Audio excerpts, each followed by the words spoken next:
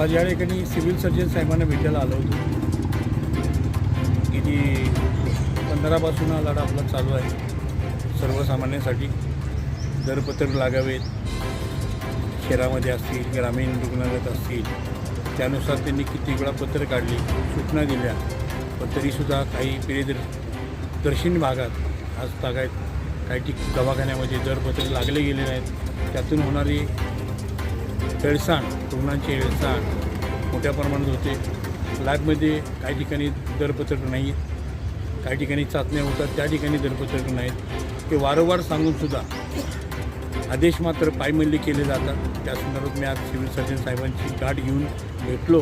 त्यांनी मला आश्वासन दिले की रवी कांबळे या ठिकाणी पुन्हा एकदा पत्र काढण्यात येईल आणि पुन्हा एकदा आदेश देण्यात येतील त्यांना सगळ्यांना. आणि मला वाटतं या आदेशाचं पायमल्ली होऊ नये. जनता आता सुज्ञान झालेली आहे. जनतेचं होणारं नुकसान ते इथनं पुढं थांबावं.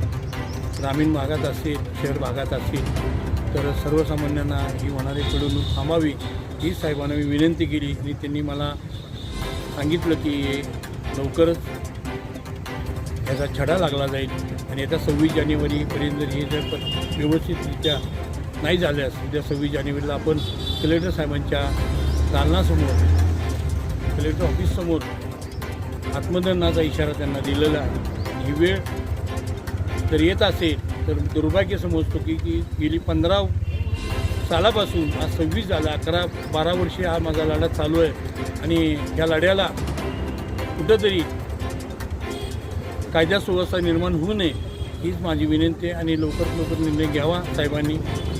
जय हिंद, जय महाराष्ट्र. आपण कृष्णानगर प्रशासकीय इमारत विद्युत भवन कृष्णानगर या ठिकाणी आपण आलो आहोत.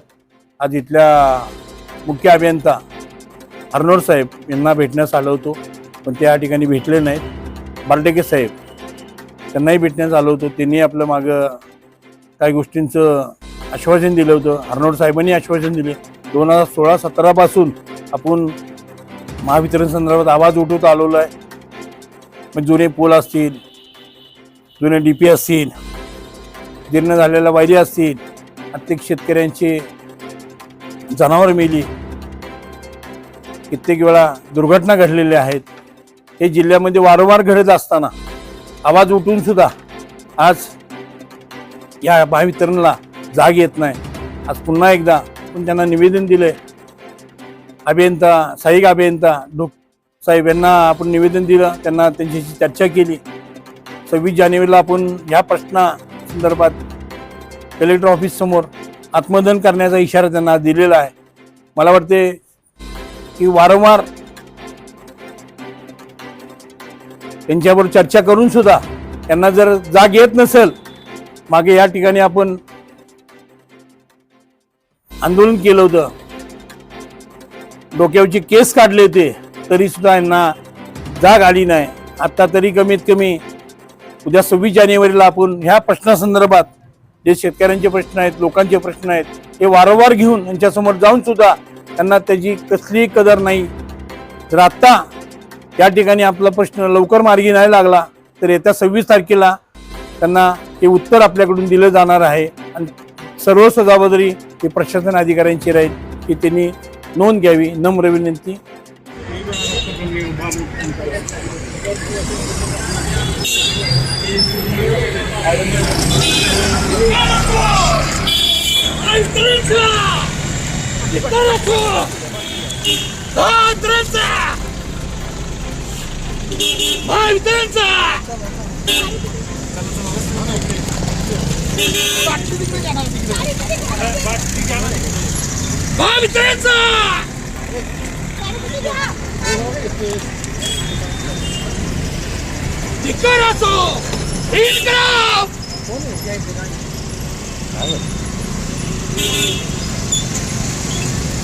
काय मागणी तुमची?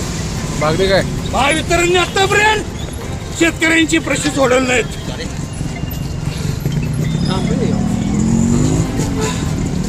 बोला. महावितरण आपण 15 सालापासून आतापर्यंत आंदोलन करत आलो. एक प्रश्न आपला सुटला नाही शेतकऱ्यांचा. गेली किती वेळा निवेदन दिली, तरीसुद्धा प्रश्न सुटले गेले नाहीत. दवाखान्याचे दरपत्रक लागले गेले नाहीत. लागले गेले ते बी योग्य लागले गेले नाहीत. गरिबांची पिळवणूक होती, गोरगरिबांचे हाल होतात, पण या शासनाला काहीच किंमत नाही. कित्येक वेळा आपण सिव्हिल सर्जनने आदेश देऊनसुद्धा ते पायमल्ली केले जातात, त्याची अंमलबजावणी केली जात नाही. कित्येक वेळा गेली 10 वर्ष झालं मी गोरगरिबांसाठी लढतो. आज ही वेळ माझ्यावर आली, ती महावितरणच्या मुळं आलेली आहे.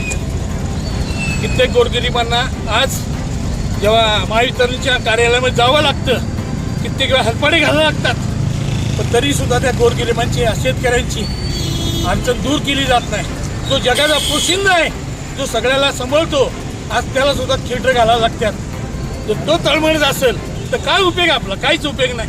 कित्येक वेळा जीर्ण झालेले खांब, रस्त्यात आलेले खांब, जीर्ण आलेले खांब, वाऱ्या तुमचं नाव काय? रवींद्र उत्तम कांबळे त्यांना